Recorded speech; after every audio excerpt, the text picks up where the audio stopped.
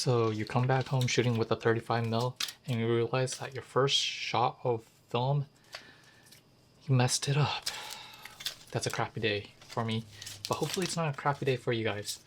How's it going, guys? This is Ryo Murata, photographer based in Tokyo, back better than ever. So recent updates in my life, I realized that I've been using the X-T3, Fuji X-T3 mirrorless camera for my BTS, aka behind the scenes type of video, and I recently realized that if you hook an external monitor, which go for like $100 to $200, and you hook it up via a HDMI cable, which I don't know if I'm gonna be using this camera number 2, but who knows, like, it's great to have another camera, and this might be helpful for some people because typically speaking, if you're starting out in YouTube, and if you already have like a mirrorless camera or a digital camera DSLR, which have some kind of HDMI, output, you can just hook like an external monitor on top of it and hook it up via the HDMI cable, and you basically have a camera that can record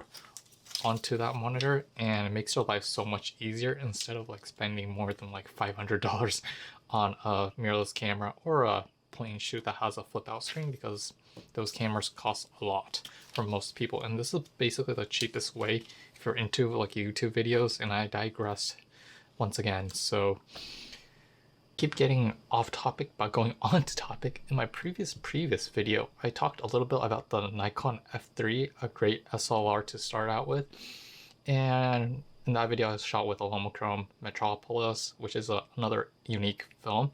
And I forgot to like mention, after that video I purchased a MD-4 Motordrive by Nikon. This is what you would call like a vertical grip or something like that, but for this camera it's called a Motordrive, and I never like mentioned about it because I purchased it off of like a really used like website similar to like a Craigslist for roughly $30.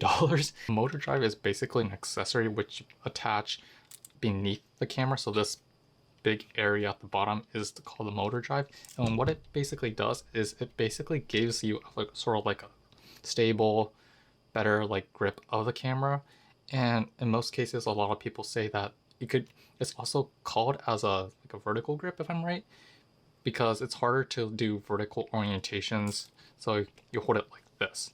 But the problem, the hate and love relationship of the Nikon F3's Motordrive MD-4, you guys would call it, is because typically speaking, if you shoot vertical, there should be like a shutter button right here, but I don't know what the engineers did on Nikon, and this is like something that Nikon loves to do. They take one step forward and 2 steps backwards, especially for this camera, and lots of like DSLRs, they do it in mirrorless too. Like, I don't know why, but some professional photographer, I'm guessing this guy right here, might have said to Nikon, don't make a button, a shutter button, on the top right of this camera because it would destroy the aesthetics or something. I don't know what happened, but it's sort of like unfortunate that they didn't apply that shutter button right here, because this is like the best orientation to like shoot, so I don't know what happened to Nikon during back in the days, but it kind of sucks. But so initially this like battery grip, the reason why they made this was to sort of supply the demand for action wildlife photographers and nature photographers, because the disadvantage with shooting with film cameras is that for every shot you take, you basically have to wind it manually, so that means that you're losing like valuable time. So Nikon tried to like fix that by adding sort of like a battery grip, and these like battery grips run on like AA batteries. It uses like 8 AA batteries, which is a lot, but what it does is after you press the shutter, it automatically rewinds it for you to like basically shoot off. So theoretically speaking, this sort of becomes like a semi-automatic camera, and to me that's rather fascinating because the Nikon F3 is a fully manual like camera, but when you apply this MD-4 battery grip from the bottom, if you attach it, it becomes a semi-automatic camera. So it's quite interesting, And at the same time, like after you finish shooting, and because there's like batteries at the bottom, you can basically like rewind this like camera back into the canister. So, you know, remember that if you shoot with a film cam, you basically have to wind this, you know, it takes like 10-20 seconds, and that was a pain for me when shooting 35mm. Unlike medium format, you know that the film basically goes to the opposite side and gets winded onto that, but 35 you basically had to wind it into the canister. And if you have this like MD-4 battery grip, you can basically rewind it automatically, which is quite neat. I shot like 2 rolls with this, and the battery hasn't depleted at all, so I feel like shooting for long term, this is a great solution.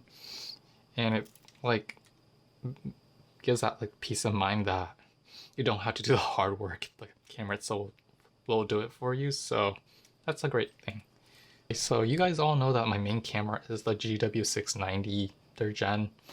We got, or I always call it a Texas Leica, and it's a slow camera. You guys know that. It's like slow, not a painful, but slow, super slow, turtle-ish camera.